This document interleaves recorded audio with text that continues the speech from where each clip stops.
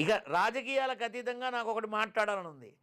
ఒక రోజు కోసం 333 కోట్లు ఖర్చు పెట్టారు.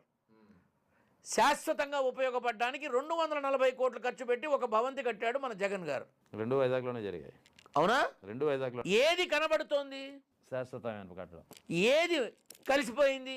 ఆ 333 కోట్లలో ఏం ఖర్చులు ఉన్నాయో, ఏం బిల్స్ ఉన్నాయో, ఏం రిపోర్ట్లు ఉన్నాయో, ఏం ఆడిటింగులు జరిగాయో వాడికని తెలుసా? అసలు నన్ను అడిగితే ప్రతి నియోజకవర్గ ఎమ్మెల్యే ఒక డిస్ప్లే బోర్డు పెట్టాలి. రైల్వే ఎంక్వైరీలో ఏ ట్రైను ఎన్నింటికి వస్తుంది, ఎక్కడికి వెళ్తుంది అనే బోర్డు ఉంటుంది కదా, అలాంటి బోర్డు పెట్టాలి. మాకు ప్రభుత్వం నుంచి వచ్చిన నిధులు ఇవి, మేము ఖర్చు పెట్టిన నిధులు ఇవి, ఈ వార్డులకింత, ఈ వీటికింత, మిగిలింది ఇది అని పెట్టాలి. పెట్టగలరా? లేదు. నేను బతికుండగా జరగదు.